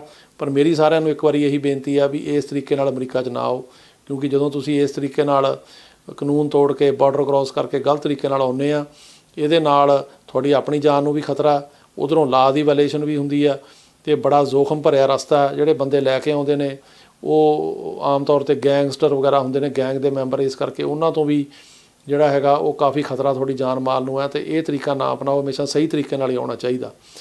ਤੇ ਹੁਣ ਸਵਾਲ ਹੋ ਗਿਆ ਜਿਹੜਾ ਹੈਗਾ, ਸਮਾਂ ਹੋ ਗਿਆ ਤੁਹਾਡੇ ਕੁਛ ਜਿਹੜੇ ਹੈਗੇ ਆ ਉਹ ਕੁਐਸਚਨਾਂ ਦੇ ਆਨਸਰ ਦੇਣ ਦਾ ਜੀ। ਤੇ ਮੈਂ ਹੁਣ ਤੁਹਾਡੇ ਕੁਛ ਜਿਹੜੇ ਹੈਗੇ ਸਵਾਲਾਂ ਦੇ ਜਵਾਬ ਉਹ ਦੇਣੇ ਚਾਹੂੰਗਾ ਜਿਹੜੇ ਕਿ ਤੁਸੀਂ ਕੀਤੇ ਆ। ਪਹਿਲਾ ਸਵਾਲ ਇਹ ਹੈਗਾ ਕਿ ਇਹਨਾਂ ਨੇ ਕਿਹਾ ਕਿ ਮੇਰੇ ਗ੍ਰੈਂਡ ਮਦਰ USA ਦੇ ਸਿਟੀਜ਼ਨ ਨੇ ਤੇ ਉਹਨਾਂ ਨੇ ਮੇਰੇ ਪਾਪਾ ਵਾਸਤੇ F3 ਪਟੀਸ਼ਨ ਜਿਹੜੀ ਆ ਫਾਈਲ ਕੀਤੀ ਸੀ 2013 'ਚ, ਤੇ ਮੈਂ F1 ਸਟੂਡੈਂਟ ਵੀਜ਼ੇ 'ਤੇ ਅਮਰੀਕਾ ਆ ਸਕਦਾ ਤੇ ਮੇਰਾ ਕੇਸ ਰਿਫਿਊਜ਼ ਹੋ ਸਕਦਾ ਕਿ ਨਹੀਂ। मैं ਤੁਹਾਨੂੰ ਹੁਣੇ ਦੱਸ ਕੇ ਹਟਿਆ ਵੀ ਜਿਹੜੀ ਇਹ F3 ਪਟੀਸ਼ਨ ਹੈ ਇਹਦਾ ਹੁਣ 2008 ਚੱਲ ਰਿਹਾ ਜੇ। ਸੋ ਤੁਸੀਂ ਜੇ 2013 'ਚ ਕੀਤਾ ਤਾਂ ਹੁਣ ਤੁਸੀਂ ਦੇਖ ਲਓ ਕਿ 2013 'ਚ ਇਹਨੂੰ 4 ਤੋਂ 5 ਸਾਲ ਹੋਰ ਲੱਗਣਗੇ ਜੇ ਹੋਰ ਫਾਸਟ ਨਾ ਹੋਇਆ। ਜੇ ਹੋ ਗਿਆ ਥੋੜ੍ਹਾ ਘੱਟ ਟਾਈਮ ਲੱਗੇਗਾ। ਅਤੇ ਇਹਦੇ 'ਚ ਇਸ ਤਰ੍ਹਾਂ ਹੈ ਕਿ ਜੇ ਹੁਣ ਤੁਹਾਡਾ ਨਾਂ ਉਹ ਪਟੀਸ਼ਨ ਦੇ ਵਿੱਚ ਹੈਗਾ, ਉਹਨਾਂ ਨੇ ਤੁਹਾਡੇ ਫਾਦਰ ਲਈ ਕੀਤੀ ਆ, ਤੁਸੀਂ ਨਾਲ ਮਤਲਬ ਫਾਦਰ ਦੇ ਨਾਲ ਡਿਪੈਂਡੈਂਟ ਹੋ, ਤਾਂ ਹੋ ਸਕਦਾ ਤੁਹਾਨੂੰ F1 ਜਿਹੜਾ ਸਟੂਡੈਂਟ ਵੀਜ਼ਾ ਨਾ ਮਿਲੇ। ਕਿਉਂਕਿ ਅਮਰੀਕਾ ਦੀ ਇਹ ਪੋਲਿਸੀ ਆ ਕਿ ਜੇ ਫਰਜ਼ ਕਰੋ ਕਿਸੇ ਵਾਸਤੇ ਇਮੀਗਰੈਂਟ ਪਟੀਸ਼ਨ ਹੋਈ ਆ, ਕੋਈ ਬੈਨੀਫੀਸ਼ਰੀ ਇਮੀਗਰੈਂਟ ਪਟੀਸ਼ਨ ਦਾ, ਉਹਨੂੰ ਜਿਹੜਾ ਸਟੂਡੈਂਟ ਵੀਜ਼ਾ F1 ਵੀਜ਼ਾ ਜਾਂ ਵਿਜ਼ਟਰ ਵੀਜ਼ਾ ਨਹੀਂ ਮਿਲਦਾ। ਸੋ ਤੁਸੀਂ ਜੇ ਟਰਾਈ ਕਰੋਗੇ ਤਾਂ ਰਿਫਿਊਜ਼ ਹੋ ਸਕਦਾ। ਦੂਜਾ ਸਵਾਲ ਹੈ ਕਿ ਉਹਨਾਂ ਨੇ ਕਿਹਾ, ਸਤਿ ਸ਼੍ਰੀ ਅਕਾਲ ਵੀਰ ਜੀ, ਮੇਰੇ ਬੇਟੇ ਨੂੰ 2020 ਜਨਵਰੀ 'ਚ NVC ਦੀ ਈਮੇਲ ਆਈ ਸੀ ਕਿ ਇੰਟਰਵਿਊ ਦੀ ਡੇਟ ਫਿਕਸ ਕਰਕੇ ਈਮੇਲ ਕਰਾਂਗੇ, ਅਤੇ ਉਹ ਕਹਿੰਦੇ ਆ ਵੀ ਹੁਣ ਤੱਕ ਇਹਦਾ ਕੁਛ ਨਹੀਂ ਆਇਆ। ਦੇਖੋ ਇਸ ਤਰ੍ਹਾਂ ਕਿ ਜੇ ਤੁਹਾਡੀ ਕੈਟੇਗਰੀ ਜਿਹੜੀ ਆ ਉਹ F3 ਕੈਟੇਗਰੀ ਆ, ਇਹਦੇ 'ਚ ਹੁਣ 2008 ਚੱਲ ਰਿਹਾ। ਸੋ 2007 ਦਾ ਤੁਹਾਡਾ ਕੇਸ ਹੈ, ਅਤੇ ਕਿਉਂਕਿ ਵਿੱਚ ਉਹਦੇ ਜਿਹੜੀਆਂ ਇੰਟਰਵਿਊਆਂ ਬੰਦ ਵੀ ਹੋ ਗਈਆਂ ਸੀਗੀਆਂ, ਅਤੇ ਹੋ ਸਕਦਾ ਉਹਦੇ ਕਰਕੇ ਨਹੀਂ ਆਈ। ਤੁਹਾਨੂੰ ਕੋਂਟੈਕਟ ਕਰਨਾ ਚਾਹੀਦਾ ਕਿਉਂਕਿ ਹੁਣ ਤਾਂ 8 ਦੀਆਂ ਹੋ ਰਹੀਆਂ ਨੇ। ਸੋ 7 ਦੀ ਇੰਟਰਵਿਊ ਜ਼ਰੂਰ ਆਉਣੀ ਚਾਹੀਦੀ ਹੈ। ਉਹਨਾਂ ਨੂੰ ਈਮੇਲ ਕਰੋ, ਉਹਨਾਂ ਤੋਂ ਪਤਾ ਕਰੋ, ਇਹ ਕਰਨਾ ਚਾਹੀਦਾ। ਅਤੇ ਇੱਕ ਹੋਰ ਸਵਾਲ ਹੈ ਜੀ, ਉਹਨਾਂ ਨੇ ਕਿਹਾ ਕਿ F3 ਵੀਜ਼ੇ ਦੀ ਪ੍ਰੋਸੈਸਿੰਗ ਟਾਈਮ 'ਚ ਜਿਹੜਾ ਹੈਗਾ ਉਹ ਕਿੰਨੇ ਮਹੀਨੇ ਦਾ ਟਾਈਮ ਹੁੰਦਾ। ਦੇਖੋ ਮੈਂ ਹੁਣੇ ਦੱਸ ਕੇ ਹਟਿਆ ਕਿ ਜਿਹੜਾ F3 ਆ, ਇਹ category married sons and daughters of US citizens, ਇਹਨੂੰ ਇਸ ਟਾਈਮ 'ਤੇ 8 ਅਗਸਤ 2008 ਚੱਲ ਰਿਹਾ। ਇਹਦੇ 'ਚ ਹੁਣ ਤੁਸੀਂ ਦੇਖ ਲਓ ਵੀ 8 ਚੱਲ ਰਿਹਾ ਅਤੇ ਹੁਣ ਹੋ ਗਿਆ 2021। ਸੋ 12 ਤੋਂ 13 ਸਾਲ ਲੱਗ ਰਹੇ ਆ। ਸੋ ਇੰਨਾ ਪ੍ਰੋਸੈਸਿੰਗ ਟਾਈਮ ਹੈਗਾ, ਅਨਲੈਸ ਕਿ ਗਾਂਹ ਨੂੰ ਥੋੜ੍ਹਾ ਫਾਸਟ ਹੁੰਦਾ, ਪਰ ਇੰਨਾ ਟਾਈਮ ਲੱਗ ਰਿਹਾ। ਅਤੇ ਇੱਕ ਹੋਰ ਸਵਾਲ ਹੈ ਜੀ, ਉਹਨਾਂ ਨੇ ਕਿਹਾ ਕਿ B1 B2 ਵੀਜ਼ਾ ਹੈਗਾ ਅਤੇ ਮੈਂ ਹੁਣ ਆ ਸਕਦਾ ਹਾਂ ਹੋਟਲ ਬੁਕਿੰਗ ਕਰਾ ਕੇ ਟੂਰਿਜ਼ਮ ਪਰਪਜ਼ ਲਈ। ਬਿਲਕੁਲ ਆ ਸਕਦੇ ਹੋ। ਜੇ ਫਰਜ਼ ਕਰੋ ਤੁਹਾਨੂੰ B1 B2 ਮਿਲਿਆ, ਤੁਹਾਡਾ ਵੈਲਿਡ ਵੀਜ਼ਾ ਆ, ਅਤੇ ਤੁਸੀਂ ਜਿਹੜੀ ਹੋਟਲ ਦੀ ਬੁਕਿੰਗ ਕਰਾਓ, ਅਤੇ ਤੁਹਾਨੂੰ ਜਾਣੀ ਕਿ ਰਿਟਰਨ ਟਿਕਟ ਲੈ ਕੇ ਆਉਣਾ ਪੈਣਾ, ਅਤੇ ਤੁਸੀਂ ਉਹਨਾਂ ਨੂੰ ਦੱਸਣਾ ਪਊਗਾ ਵੀ ਕਿੱਥੇ ਕਿੱਥੇ ਜਾਣਾ, ਕਿੱਥੇ ਕਿੱਥੇ ਟੂਰ ਕਰਨਾ, ਕਿਹੜੀ ਜਗ੍ਹਾ ਦੇਖਣੀ ਆ। ਕਿਉਂਕਿ ਅਮਰੀਕਾ ਦੇ ਵਿੱਚ ਜਗ੍ਹਾ ਤਕਰੀਬਨ ਸਾਰੀਆਂ ਖੁੱਲ੍ਹ ਗਈਆਂ ਆਲਮੋਸਟ, ਅਤੇ ਤੁਸੀਂ ਆ ਸਕਦੇ ਹੋ। ਪਰ ਇਹਦੇ ਵਾਸਤੇ ਇਹ ਆ ਵੀ ਤੁਹਾਨੂੰ ਜਿਹੜਾ ਹੈਗਾ ਉਹ ਜਿਹੜੀਆਂ ਲੋਕਲ ਰੂਲਸ ਨੇ ਉਹ ਫੋਲੋ ਕਰਨੇ ਪੈਣਗੇ, ਅਤੇ ਏਅਰਲਾਈਨ ਤੋਂ ਪਤਾ ਕਰੋ ਵੀ ਕੀ ਕੀ ਰੂਲ ਨੇ। ਅਗਲਾ ਹੈਗਾ, ਉਹਨਾਂ ਨੇ ਕਿਹਾ ਕਿ ਸਤਿ ਸ਼੍ਰੀ ਅਕਾਲ ਜੀ, ਗ੍ਰੀਨ ਕਾਰਡ ਰਿਨਿਊ ਪ੍ਰੋਸੈਸ 'ਤੇ ਟਾਈਮ ਕੀ ਆ। ਗ੍ਰੀਨ ਕਾਰਡ ਰਿਨਿਊ ਕਰਾਉਣ ਵਾਸਤੇ I-90 ਫਾਰਮ ਭਰਨਾ ਪੈਂਦਾ। ਅੱਜ ਕੱਲ੍ਹ ਉਹਨੂੰ ਤਕਰੀਬਨ ਸਾਲ ਤੋਂ 1.5 ਸਾਲ ਲੱਗ ਰਿਹਾ। ਜਦੋਂ ਆਪਾਂ ਅਪਲਾਈ ਕਰਦੇ ਹਾਂ, ਉਹ ਤੁਹਾਨੂੰ ਜਿਹੜਾ ਹੈਗਾ ਉਹ 1.5 ਸਾਲ ਦਾ ਲੈਟਰ ਐਕਸਟੈਂਸ਼ਨ ਦਾ ਭੇਜ ਦਿੰਦੇ ਨੇ, ਉਹਦੀ ਬੇਸ 'ਤੇ ਤੁਸੀਂ ਸਟੈਂਪ ਲਵਾ ਸਕਦੇ ਹੋ। ਅਤੇ ਇਸ ਤੋਂ ਬਾਅਦ ਜੀ ਹੁਣ ਅਗਲਾ ਸਵਾਲ ਜਿਹੜਾ ਉਹ ਇਹ ਆ ਕਿ ਤੁਸੀਂ ਇਹ ਪੁੱਛਿਆ ਕਿ 2005 ਦੇ ਵਿੱਚ ਮੇਰੇ ਬ੍ਰਦਰ ਨੇ ਅਪਲਾਈ ਕੀਤਾ ਸੀ, ਅਤੇ ਪੇਪਰ ਵਰਕ ਸਾਰਾ ਡਨ ਹੋ ਗਿਆ, ਅਤੇ ਇੰਟਰਵਿਊ ਨਹੀਂ ਆਈ, ਕਦੋਂ ਆਏਗੀ। ਦੇਖੋ ਜੀ 2005 ਜਿਹੜਾ F4 ਕੈਟੇਗਰੀ ਆ, ਉਹਦੇ ਵਿੱਚ April ਹੁਣ ਚੱਲ ਰਿਹਾ, ਅਤੇ ਜੇ ਹੁਣ ਜਿਹੜਾ ਹੈਗਾ ਉਹ ਤੁਹਾਡਾ ਕੇਸ ਅਪ੍ਰੈਲ ਤੋਂ ਪਹਿਲਾਂ ਦਾ, ਫਿਰ ਤਾਂ ਇੰਟਰਵਿਊ ਆਉਣੀ ਚਾਹੀਦੀ ਹੈ। ਜੇ ਅਪ੍ਰੈਲ ਤੋਂ ਬਾਅਦ ਦਾ ਤਾਂ ਫਿਰ ਵੀ ਆਏਗੀ। ਸੋ ਤੁਸੀਂ ਇਹਦੇ ਬਾਰੇ ਜਿਹੜਾ ਹੈਗਾ ਉਹਨਾਂ ਨਾਲ ਸੰਪਰਕ ਕਰੋ, ਈਮੇਲ ਕਰੋ, ਅਤੇ ਤੁਹਾਡਾ ਕੋਂਟੈਕਟ ਕਰਨਾ ਬਣਦਾ। ਅਤੇ ਇੱਕ ਹੋਰ ਸਵਾਲ ਹੈ ਜੀ ਕਿ ਸਰ ਵਰਕ ਪਰਮਿਟ ਤੋਂ ਬਾਅਦ ਸੋਸ਼ਲ ਸਿਕਿਉਰਿਟੀ ਕਿੰਨੇ ਟਾਈਮ ਤੱਕ ਮਿਲਦੀ ਹੈ। ਜਦੋਂ ਅਸੀਂ ਵਰਕ ਪਰਮਿਟ ਅਪਲਾਈ ਕਰਦੇ ਹਾਂ, ਸੋਸ਼ਲ ਸਿਕਿਉਰਿਟੀ ਨਾਲ ਹੀ ਅਪਲਾਈ ਕਰ ਦਿੰਦੇ ਹਾਂ। ਸੋ ਆਮ ਤੌਰ 'ਤੇ ਸੋਸ਼ਲ ਸਿਕਿਉਰਿਟੀ ਉਹਦੇ ਨਾਲ ਹੀ ਆਉਂਦੀ ਆ, ਪਰ ਕਈ ਵਾਰ ਲੇਟ ਵੀ ਆ ਸਕਦੀ ਹੈ। ਜੇ ਨਾ ਆਵੇ ਤਾਂ ਫਿਰ ਸੋਸ਼ਲ ਸਿਕਿਉਰਿਟੀ ਆਫਿਸ ਜਾ ਕੇ ਉੱਥੋਂ ਪਤਾ ਕਰਨਾ ਪੈਂਦਾ, ਉੱਥੋਂ ਦੇ ਦਿੰਦੇ ਆ। ਅਤੇ ਇੱਕ ਹੋਰ ਸਵਾਲ ਹੈ ਜੀ, ਉਹਨਾਂ ਨੇ ਕਿਹਾ ਕਿ ਮਾਸਟਰ ਹੀਅਰਿੰਗ ਡੇਟ ਦਾ ਕੀ ਮਤਲਬ ਹੈ ਅਤੇ ਫਾਈਨਲ ਡੇਟ ਦਾ ਕੀ ਮਤਲਬ ਹੈ, ਅਤੇ ਇਹ ਕੀ ਹੈ ਫਾਈਨਲ ਡੇਟ ਆ। ਦੇਖੋ ਜੀ ਜਿਹੜੀ ਮਾਸਟਰ ਹੀਅਰਿੰਗ ਡੇਟ ਆ ਉਹ ਮਤਲਬ ਫਾਈਨਲ ਡੇਟ ਨਹੀਂ ਹੈਗੀ। ਉਹ ਡੇਟ ਜਿਹੜੀ ਆ ਉਹ ਬੇਸਿਕਲੀ ਇੱਕ ਪਹਿਲੀ ਡੇਟ ਹੁੰਦੀ ਆ ਜਿਹਦੇ ਵਿੱਚ ਕਿ ਜਦੋਂ ਤੁਹਾਡਾ ਕੇਸ ਜਿਹੜਾ ਹੈਗਾ ਰਿਮੂਵਲ ਪ੍ਰੋਸੀਡਿੰਗ ਦੇ ਵਿੱਚ ਪਾਇਆ ਜਾਂਦਾ, ਤੁਹਾਨੂੰ ਕੋਰਟ 'ਚ ਭੇਜਿਆ ਜਾਂਦਾ, ਤਾਂ ਉਹਦੇ ਵਿੱਚ ਜਿਹੜਾ ਤੁਹਾਨੂੰ NTA ਇਸ਼ੂ ਕੀਤਾ ਜਾਂਦਾ ਉਹ 'ਤੇ ਪਲੀਡ ਹੁੰਦਾ। ਉਹਦੀਆਂ ਜਿਹੜੀਆਂ ਹੈਗੀਆਂ ਪਲੀਡਿੰਗਸ ਲੈਣੀਆਂ ਪੈਂਦੀਆਂ, ਅਤੇ ਐਪਲੀਕੇਸ਼ਨ ਜਿਹੜੀ ਫਾਈਲ ਕਰਨੀ ਪੈਂਦੀ ਹੈ। ਜੇ ਸੈਲਮ ਲੈਣਾ ਸੈਲਮ ਐਪਲੀਕੇਸ਼ਨ, ਜੇ ਕੋਈ ਹੋਰ ਹੁਣ ਜਿਵੇਂ ਕਿਸੇ ਦਾ ਵਿਆਹ ਹੋਇਆ ਸਿਟੀਜ਼ਨ ਨਾਲ, ਤੁਹਾਨੂੰ ਉਹ ਜਿਹੜਾ ਹੈਗਾ ਐਡਜਸਟਮੈਂਟ ਆਫ ਸਟੇਟਸ ਜਮ੍ਹਾਂ ਕਰਾਉਣਾ, ਇਹ ਕਹਿਣਾ ਪੈਂਦਾ ਵੀ I-130 ਫਾਈਲ ਕਰਾਂਗੇ। ਇਸ ਤਰ੍ਹਾਂ ਵੀ ਜੋ ਵੀ ਤੁਸੀਂ ਰਿਲੀਫ ਲੈਣੀ ਆ ਉਹ ਅਪਲਾਈ ਕਰਨੀ ਆ, ਅਤੇ ਇਹਦੇ ਵਿੱਚ ਜਿਹੜੀਆਂ ਪਲੀਡਿੰਗਸ ਆ ਉਹ ਲਈਆਂ ਜਾਂਦੀਆਂ ਨੇ। ਜਿਹੜੀ ਫਾਈਨਲ ਡੇਟ ਆ ਉਹਨੂੰ ਇੰਡੀਵਿਜੂਅਲ ਡੇਟ ਕਹਿੰਦੇ ਆ, ਉਹ ਇਸ ਤੋਂ ਬਾਅਦ ਮਿਲਦੀ ਆ। ਉੱਤੇ ਤੁਹਾਡਾ ਕੇਸ ਸੁਣਿਆ ਜਾਂਦਾ, ਉੱਤੇ ਤੁਹਾਡੀ ਇੰਟਰਵਿਊ ਹੁੰਦੀ ਆ। ਆਮ ਤੌਰ 'ਤੇ 2 ਜਾਂ 3 ਘੰਟੇ ਦਾ ਟਾਈਮ ਰੱਖਿਆ ਜਾਂਦਾ ਇੰਟਰਵਿਊ ਲਈ। ਸਾਰੇ ਪੇਪਰ ਪਹਿਲਾਂ ਜਮ੍ਹਾਂ ਹੁੰਦੇ ਨੇ, ਅਤੇ ਉਹ ਘੱਟੋ ਘੱਟ 15 ਦਿਨ ਪਹਿਲਾਂ ਜਮ੍ਹਾਂ ਕਰਾਉਣੇ ਪੈਂਦੇ ਆ, ਕਈ ਥਾਵਾਂ 'ਤੇ ਮਹੀਨਾ ਪਹਿਲਾਂ ਕਰਾਉਣੇ ਪੈਂਦੇ ਆ। ਅਤੇ ਉੱਤੇ ਤੁਹਾਡੇ ਫਿਰ ਜਿਹੜੇ ਹੈਗੇ ਸਵਾਲ ਜਵਾਬ ਹੁੰਦੇ ਨੇ, ਤੁਹਾਡਾ ਵਕੀਲ ਸਵਾਲ ਪੁੱਛਦਾ, ਫਿਰ ਸਰਕਾਰੀ ਵਕੀਲ ਪੁੱਛਦਾ, ਫਿਰ ਜੱਜ ਪੁੱਛ ਸਕਦਾ। ਪਰ ਮਾਸਟਰ ਜਿਹੜੀ ਹੀਅਰਿੰਗ ਡੇਟ ਆ, ਇੱਥੇ ਤੁਹਾਡੀ ਇੰਟਰਵਿਊ ਉਸ ਤਰ੍ਹਾਂ ਦੀ ਨਹੀਂ ਹੁੰਦੀ। ਅਤੇ ਇਹਨਾਂ ਨੇ ਇਹ ਕਿਹਾ ਕਿ ਮੈਨੂੰ ਦੱਸੋ ਜੀ ਜਿਹੜੀ F2B ਕੈਟਾਗਰੀ ਆ ਇਹ ਟੈਕਸਸ ਸਰਵਿਸ ਸੈਂਟਰ ਜ਼ਿਆਦਾ ਤੇਜ਼ ਆ ਕਿ ਕੈਲੀਫੋਰਨੀਆ ਸਰਵਿਸ ਸੈਂਟਰ ਜ਼ਿਆਦਾ ਤੇਜ਼ ਆ। ਦੇਖੋ ਇਹਦੇ 'ਚ ਇੰਨਾ ਫਰਕ ਨਹੀਂ ਪੈਂਦਾ ਕਿ ਇਹ ਜਿਹੜੀ ਹੈਗੀ ਪ੍ਰੋਸੈਸਿੰਗ ਟਾਈਮ ਸਰਵਿਸ ਸੈਂਟਰ ਦਾ ਤਕਰੀਬਨ ਮਤਲਬ ਸੇਮ ਹੀ ਆ ਤੇ ਕੋਈ ਬਹੁਤਾ ਫਰਕ ਨਹੀਂ ਹੈਗਾ, ਕਿਉਂਕਿ ਅਮਰੀਕਾ ਦੀ ਇਮੀਗ੍ਰੇਸ਼ਨ ਜਿਹੜੀ ਆ ਉਹ ਤਕਰੀਬਨ ਇੱਕ ਰੂਪ 'ਚ ਹੀ ਮਤਲਬ ਉਹ ਇਕੱਠੇ ਤਰੀਕੇ ਨਾਲ ਚੱਲਦੇ ਆ, ਔਰ ਕੋਈ ਇੰਨਾ ਫਰਕ ਨਹੀਂ ਆ ਕਿ ਅੱਡ ਜ਼ਿਆਦਾ। ਤੇ ਇੱਕ ਹੋਰ ਆ ਸਵਾਲ, ਉਹ ਕਹਿੰਦੇ ਜੀ F4 ਕੇਸ ਪੂਰਾ ਹੋਣ ਤੇ ਅੰਬੈਸੀ ਕਿਹੜੇ ਡਾਕੂਮੈਂਟ ਮੰਗਦੀ ਆ। ਦੇਖੋ ਜੀ ਜਿਹੜੀ ਅੰਬੈਸੀ ਆ ਉਹ ਤਾਂ ਡਾਕੂਮੈਂਟ ਜਿਹੜੇ ਉੱਥੇ ਮੰਗਦੀ ਆ ਉਹ ਤਾਂ ਬੇਸਿਕਲੀ ਉੱਥੇ ਤੁਹਾਡਾ ਜਿਹੜਾ ਹੈਗਾ ਮੈਡੀਕਲ ਵਗੈਰਾ ਹੁੰਦਾ, ਪਰ ਜਿਹੜੇ ਡਾਕੂਮੈਂਟ ਆ ਉਹ ਇੱਥੇ ਮੰਗੇ ਜਾਂਦੇ ਨੇ NVC ਦੁਆਰਾ। ਜਿਹੜਾ ਨੈਸ਼ਨਲ ਵੀਜ਼ਾ ਸੈਂਟਰ ਆ ਉਹਦੇ ਕੋਲ ਜੋ ਤੁਹਾਡਾ ਡੇਟ ਕਰੰਟ ਹੋ ਜਾਂਦੀ, ਜਿਵੇਂ ਫਰਜ਼ ਕਰੋ ਹੁਣ ਜਿਨ੍ਹਾਂ ਦੀ ਡੇਟ, ਜਿਵੇਂ ਮੈਂ ਡੇਟਾਂ ਦੱਸ ਕੇ ਹਟਿਆ ਵੀ F4 ਕੈਟਾਗਰੀ ਜਿਨ੍ਹਾਂ ਨੇ December 1 2005 ਤੱਕ ਅਪਲਾਈ ਕੀਤਾ ਆ, ਕਿਸੇ ਨੇ November 5 'ਚ ਕੀਤਾ, October ਕੀਤਾ, December 'ਚ, ਉਹਨਾਂ ਦੀਆਂ ਜਿਹੜੀ NVC ਤੋਂ ਚਿੱਠੀਆਂ ਆਉਣਗੀਆਂ ਤੇ ਉਹ ਉਹਨਾਂ ਨੂੰ ਕਹਿਣਗੇ ਕਿ ਸਾਨੂੰ ਤੁਸੀਂ ਵੀਜ਼ਾ ਫੀਸਾਂ ਜਮ੍ਹਾਂ ਕਰਾਓ। ਉਹਦੇ ਨਾਲ ਨਾਲ ਜਿਹੜੇ ਡਾਕੂਮੈਂਟ ਮੰਗਣਗੇ ਉਹਨਾਂ 'ਚ ਹੋਣਗੇ ਜਿਹੜੇ ਇੰਡੀਆ ਤੋਂ ਆਉਣਾ ਉਹਨਾਂ ਦੇ ਜਿਹੜੇ ਹੈਗੇ ਆ ਉਹ police clearance certificate, passport clearance ਜਿਹੜੇ ਸਰਟੀਫਿਕੇਟ ਹੁੰਦੇ ਆ, ਉਹਦੇ ਨਾਲ ਨਾਲ ਬਰਥ ਸਰਟੀਫਿਕੇਟ ਦੀ ਕਾਪੀ, ਮੈਰਿਜ ਸਰਟੀਫਿਕੇਟ ਦੀਆਂ ਕਾਪੀਆਂ, ਫੋਟੋਆਂ, ਤੇ ਇਹ ਸਾਰੇ ਡਾਕੂਮੈਂਟ। ਇੱਥੋਂ ਜਿਹੜਾ ਰਿਲੇਟਿਵ ਹੈ, ਜਿਹੜਾ US ਸਿਟੀਜ਼ਨ ਭਰਾ ਭੈਣ ਆ ਜਾਂ ਮਾਂ ਬਾਪ ਹੈ, ਜੇ ਉਹ ਕੈਟਾਗਰੀ ਹੈ, ਜਾਂ ਹਸਬੈਂਡ ਵਾਈਫ ਹੈ, ਉਹਨਾਂ ਦੇ ਜਿਹੜੇ ਹੈਗੇ ਆ ਐਫੀਡੇਵਿਟ ਆਫ ਸਪੋਰਟ, ਉਹਦੇ ਨਾਲ ਜਾਂਦੇ ਆ ਟੈਕਸ ਦੇ ਪੇਪਰ, ਬੈਂਕ ਸਟੇਟਮੈਂਟਾਂ, ਜੋਬ ਲੈਟਰ ਵਗੈਰਾ। ਜੇ ਉਹਨਾਂ ਦੀ ਆਪਣੀ ਇਨਕਮ ਘੱਟ ਆ, ਕਿਉਂਕਿ ਜਿਹੜੀ ਇਨਕਮ ਹੈਗੀ ਆ ਜਿਹੜਾ ਬੰਦਾ ਅਪਲਾਈ ਕਰ ਰਿਹਾ ਆਪਣਾ ਤੁਹਾਡੇ ਲਈ, ਉਹਦੀ ਪੋਵਰਟੀ ਲਾਈਨ ਤੋਂ 125% ਹੋਣੀ ਚਾਹੀਦੀ ਹੈ ਘੱਟੋ ਘੱਟ।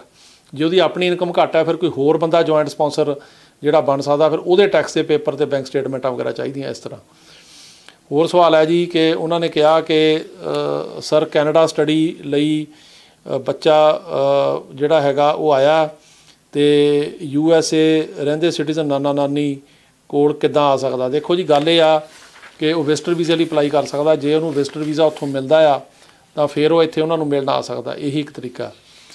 ਇੱਕ ਹੋਰ ਸਵਾਲ ਉਹਨਾਂ ਨੇ ਕਿਹਾ ਜੀ F4 ਕੈਟਾਗਰੀ ਅਸੀਂ ਜੂਨ 2010 'ਚ ਅਪਲਾਈ ਕੀਤਾ ਸੀ, ਕਿੰਨਾ ਟਾਈਮ ਲੱਗੇਗਾ। ਅਜੇ 2005 ਚੱਲ ਰਿਹਾ ਜੀ, ਜੇ ਮੈਂ ਦੱਸ ਕੇ ਹਟਿਆ ਹੁਣ ਅਪ੍ਰੈਲ 2005 ਚੱਲ ਰਿਹਾ ਅਤੇ ਅਜੇ ਘੱਟੋ ਘੱਟ 5 ਸਾਲ ਹੋਰ ਲੱਗਣਗੇ। ਜੇ ਥੋੜ੍ਹਾ ਫਾਸਟ ਹੁੰਦਾ ਤਾਂ ਦੇਖੀ ਜਾਊਗੀ, ਪਰ ਅਜੇ ਫਿਲਹਾਲ 5 ਸਾਲ ਹੋਰ ਲੱਗ ਰਹੇ ਆ। ਅਤੇ ਇੱਕ ਹੋਰ ਸਵਾਲ ਉਹਨੇ ਕਿਹਾ ਜੀ ਮੈਂ ਅਮਰੀਕਾ 'ਚ 2016 ਤੋਂ ਜਿਹੜਾ ਹੈਗਾ ਡਿਪੋਰਟ ਹੋ ਕੇ ਗਿਆ ਸੀ ਅਤੇ ਮੇਰੀ ਮਿਸ਼ੀਗਨ ਡਿਟਰੋਇਟ 'ਚ ਇੰਟਰਵਿਊ ਹੋਈ ਸੀ। ਮੈਨੂੰ ਜਿਹੜਾ ਡਿਪੋਰਟ ਕਰਤਾ ਉਹਨਾਂ ਨੇ ਅਤੇ ਵਾਪਸ ਆ ਸਕਦਾ। ਦੇਖੋ ਜਦੋਂ ਵੀ ਡਿਪੋਰਟ ਕਰਦੇ ਆ ਉੱਤੇ ਬੈਨ ਲਾਉਂਦੇ ਆ 5 ਸਾਲ ਦਾ ਜਾਂ 10 ਸਾਲ ਦਾ। ਸੋ ਜਿੰਨੀ ਦੇਰ ਉਹ ਬੈਨ ਲੱਗਿਆ ਉਨੀ ਦੇਰ ਤੁਸੀਂ ਵਾਪਸ ਨਹੀਂ ਆ ਸਕਦੇ। ਜੇ ਪਹਿਲਾਂ ਆਓਗੇ ਤਾਂ ਉਹ ਪੁਰਾਣਾ ਹੀ ਆਰਡਰ ਜਿਹੜਾ ਡੈਪੂਟੇਸ਼ਨ ਦਾ ਦੁਬਾਰਾ ਫਿਰ ਤੁਹਾਡੇ 'ਤੇ ਲਾਗੂ ਕੀਤਾ ਜਾ ਸਕਦਾ। ਅਤੇ ਇੱਕ ਹੋਰ ਸਵਾਲ ਆ ਉਹਨਾਂ ਨੇ ਕਿਹਾ ਜੀ ਮੇਰੇ ਬ੍ਰਦਰ ਨੇ ਮੈਨੂੰ F4 ਕੈਟਾਗਰੀ ਦੇ ਵਿੱਚ ਜੂਨ 2008 'ਚ ਅਪਲਾਈ ਕੀਤਾ ਸੀ ਅਤੇ ਹੁਣ ਮੈਨੂੰ ਇਟਾਲੀਅਨ ਨੈਸ਼ਨੈਲਿਟੀ ਮਿਲ ਗਈ ਆ ਅਤੇ ਕੋਈ ਇਫੈਕਟ ਪਏਗਾ। ਨਹੀਂ ਜੀ, ਉਹ ਸੇਮ ਹੀ ਚੱਲਦਾ। ਸੋ ਜੇ ਤੁਹਾਨੂੰ F4 ਕੈਟਾਗਰੀ ਦੇ ਵਿੱਚ 8 'ਚ ਕੀਤਾ ਤਾਂ ਜੇ ਹੁਣ ਮਤਲਬ 5 ਚੱਲ ਰਿਹਾ, ਸੋ ਤੁਹਾਨੂੰ ਅਜੇ ਹੋਰ ਘੱਟੋ ਘੱਟ 2.5-3 ਸਾਲ ਉਡੀਕਣਾ ਪਏਗਾ। ਅਤੇ ਉਹਨਾਂ ਨੇ ਇੱਕ ਹੋਰ ਸਵਾਲ ਆ ਜੀ ਮੇਰੇ ਬ੍ਰਦਰ ਨੇ ਜਿਹੜਾ ਵਰਕ ਪਰਮਿਟ ਆ ਨਵੰਬਰ ਦੇ ਮਹੀਨੇ 'ਚ ਰਿਨਿਊ ਕਰਾਉਣਾ ਅਪਲਾਈ ਕੀਤਾ ਸੀ, ਪਰ ਅਜੇ ਤੱਕ ਨਹੀਂ ਆਇਆ, ਕਿੰਨਾ ਟਾਈਮ ਲੱਗੇਗਾ। ਜਦੋਂ ਆਪਾਂ ਅਸਾਈਲਮ ਦੇ ਕੇਸਾਂ ਦੇ ਵਰਕ ਪਰਮਿਟ ਰਿਨਿਊ ਕਰਾਉਣ ਲਈ ਭੇਜਦੇ ਹਾਂ ਤਾਂ ਉਹਨੂੰ ਅੱਜ ਕੱਲ੍ਹ 6 ਤੋਂ 8 ਮਹੀਨੇ ਲੱਗ ਰਹੇ ਆ। ਸੋ ਇਸ ਕਰਕੇ ਤੁਸੀਂ ਉੱਥੋਂ ਗਿਣ ਲਓ ਵੀ ਕਿੰਨਾ ਟਾਈਮ। ਜੇ ਨਵੰਬਰ 'ਚ ਕੀਤਾ ਤਾਂ ਘੱਟੋ ਘੱਟ 6 ਮਹੀਨੇ, ਵੱਧ ਤੋਂ 8-9 ਮਹੀਨੇ ਵੀ ਲੱਗ ਸਕਦੇ ਆ। ਅਤੇ ਇੱਕ ਹੋਰ ਸਵਾਲ ਉਹਨਾਂ ਨੇ ਕਿਹਾ ਜੀ ਕਿ 2019 ਦੇ ਵਿੱਚ ਉਹ ਮਤਲਬ ਕੈਨੇਡਾ ਤੋਂ ਅਮਰੀਕਾ ਆਏ ਸੀ, ਫਿਰ ਅਸਾਈਲਮ ਅਪਲਾਈ ਕੀਤਾ, ਫਿਰ 2 ਵਾਰ ਇੰਟਰਵਿਊ ਲਈ ਗਏ ਅਤੇ ਫਿਰ ਜਿਹੜੀ ਹੈਗੀ ਆ ਉਹ ਇੰਟਰਪ੍ਰੈਟਰ ਨਹੀਂ ਆਇਆ ਅਤੇ ਇੰਟਰਵਿਊ ਨਹੀਂ ਹੋਈ ਅਤੇ ਹੁਣ ਕੋਈ ਪਤਾ ਨਹੀਂ ਲੱਗ ਰਿਹਾ। ਇਸ ਤਰ੍ਹਾਂ ਜੀ ਕਿ ਇਹ ਤੁਹਾਨੂੰ ਪਤਾ ਕਰਨਾ ਚਾਹੀਦਾ ਇਮੀਗ੍ਰੇਸ਼ਨ ਤੋਂ ਕਿ ਜਿਹੜੀ ਹੈਗੀ ਇੰਟਰਵਿਊ ਦਾ ਡਿਸੀਜਨ ਨਹੀਂ ਆਇਆ। ਜੇ ਤਾਂ ਹੋ ਗਈ ਸੀ, ਜੇ ਨਹੀਂ ਇੰਟਰਵਿਊ ਹੋ ਗਈ ਦੁਬਾਰਾ ਬੁਲਾਉਣਗੇ। ਜੇ ਹੋ ਚੁੱਕੀ ਆ ਆਲਰੇਡੀ ਇੰਟਰਵਿਊ ਤਾਂ ਫਿਰ ਡਿਸੀਜਨ ਜਿਹੜਾ ਹੈਗਾ ਉਹ ਕਈ ਵਾਰ ਟਾਈਮ ਲਾਉਂਦੇ ਆ, ਪਰ ਉਹਨਾਂ ਨਾਲ ਸੰਪਰਕ ਕਰੋ ਅਤੇ ਜਿਹੜਾ ਡਿਸੀਜਨ ਆਉਣਾ ਚਾਹੀਦਾ ਹੈ। ਸਾਡੇ ਨਾਲ ਸੰਪਰਕ ਕਰ ਲਓ। ਮੇਰਾ ਨੰਬਰ ਹੈ 9179154142 ਜਾਂ ਮੈਨੂੰ ਈਮੇਲ ਕਰੋ jpsinghattorney@gmail 'ਤੇ ਅਤੇ ਮੈਂ ਜਿਹੜਾ ਤੁਹਾਡੇ ਪੇਪਰ ਦੇਖ ਕੇ ਤੁਹਾਨੂੰ ਦੱਸੂਗਾ ਵੀ ਇਹ 'ਚ ਕੀ ਹੋ ਸਕਦਾ। ਇੱਕ ਹੋਰ ਸਵਾਲ ਹੈ ਜੀ, ਉਹਨਾਂ ਨੇ ਕਿਹਾ ਕਿ 2019 ਦੇ ਵਿੱਚ R1 ਅਪਲਾਈ ਕੀਤਾ ਸੀ ਅਤੇ 2020 ਅਗਸਤ 'ਚ ਅਪਰੂਵ ਹੋ ਗਿਆ ਅਤੇ ਜੋਬ ਕਰ ਰਹੇ ਆ। ਅਤੇ ਇਹਦੇ 'ਚ ਉਹ ਕਹਿੰਦੇ ਆ ਵੀ ਦੇਖੋ ਜਿਹੜਾ R1 ਹੁੰਦਾ ਉਹ ਆਮ ਤੌਰ 'ਤੇ 2 ਸਾਲ ਲਈ ਹੁੰਦਾ। ਜੇ 19 'ਚ ਕੀਤਾ ਤਾਂ 21 ਤੱਕ ਹੋਊਗਾ। ਉਹਨੂੰ ਰਿਨਿਊ ਕਰਾਉਣਾ ਬਹੁਤ ਜ਼ਰੂਰੀ ਆ ਤੇ 2 ਸਾਲਾਂ ਬਾਅਦ ਤੁਸੀਂ ਉੱਤੇ ਗ੍ਰੀਨ ਕਾਰਡ ਵੀ ਅਪਲਾਈ ਕਰ ਸਕਦੇ ਹੋ ਤੇ ਜਿਹੜਾ ਉਹ ਮਤਲਬ ਗੁਰਦੁਆਰਾ ਸਾਹਿਬ ਤੁਹਾਡੀ ਗ੍ਰੀਨ ਕਾਰਡ ਅਪਲਾਈ ਕਰ ਸਕਦਾ, ਪਰ ਉਹਦੇ ਨਾਲ ਉਹਨੂੰ ਰਿਨਿਊ ਕਰਾਈ ਚਲੋ ਤਾਂ ਕਿ ਉਹ ਸਟੇਟਸ 'ਚ ਰਹਿਣਾ ਜ਼ਰੂਰੀ ਆ। ਤੇ ਇੱਕ ਹੋਰ ਸਵਾਲ ਆ, ਉਹਨਾਂ ਨੇ ਕਿਹਾ ਵੀ ਯੂ ਵੀਜ਼ਾ ਅਪਲਾਈ ਕੀਤਾ ਜਿਹੜਾ ਕਿ ਡਿਕਲਾਈਨ ਹੋ ਗਿਆ, ਫਿਰ ਦੁਬਾਰਾ ਅਪੀਲ ਕੀਤੀ ਆ ਫਰਵਰੀ 20 'ਚ ਤੇ ਕੋਈ ਡਿਸੀਜਨ ਨਹੀਂ ਆਇਆ। ਦੇਖੋ ਇਹਨੂੰ ਟਾਈਮ ਲੱਗਦਾ, ਯੂ ਵੀਜ਼ੇ ਨੂੰ ਕਾਫੀ ਸਾਲ ਲੱਗ ਜਾਂਦੇ ਆ, ਸੋ ਇਹਦੇ 'ਚ ਤੁਹਾਨੂੰ ਵੇਟ ਕਰਨੀ ਪੈਣੀ ਆ, ਜਾਂ ਜਿਹਨੇ ਤੁਹਾਡੇ ਵਕੀਲ ਨੇ ਕੀਤਾ ਉਹਨੂੰ ਕਹੋ ਵੀ ਉੱਥੇ ਉਹਨਾਂ ਤੋਂ ਪਤਾ ਕਰੇ, ਸੰਪਰਕ ਕਰੇ, ਪਰ ਟਾਈਮ ਲੱਗ ਰਿਹਾ।